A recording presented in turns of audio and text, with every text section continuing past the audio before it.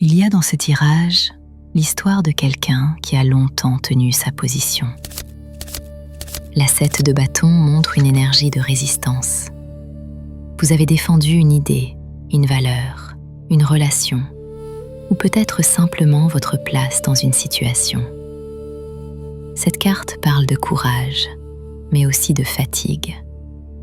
Car lorsqu'on reste longtemps sur ses gardes, on finit parfois par oublier ce que cela fait de baisser les armes. Puis apparaît la reine de bâton. Elle ne doute pas de sa lumière. Cette reine sait qui elle est. Elle n'a pas besoin de convaincre. Elle attire naturellement ce qui lui correspond, parce qu'elle avance avec confiance. Son message est clair. Cessez de vous battre pour être reconnu. Contentez-vous d'être pleinement vous-même.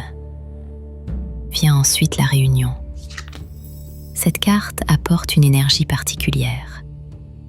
Elle parle de retrouvailles, de rapprochement, ou d'un lien qui cherche à se recréer.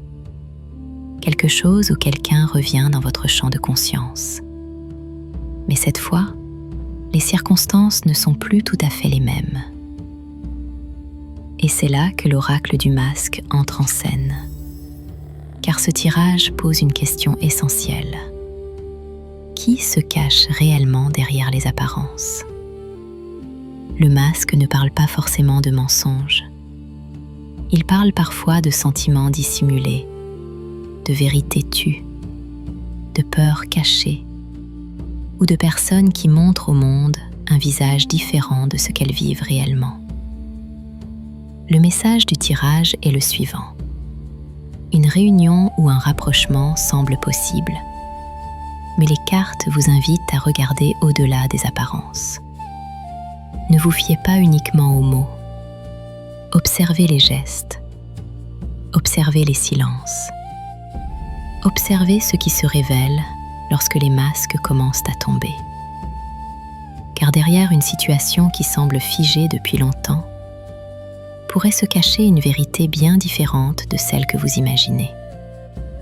Et parfois, la plus grande révélation n'est pas de découvrir qui est l'autre, mais de découvrir qui vous êtes devenu depuis la dernière fois que vos chemins se sont croisés.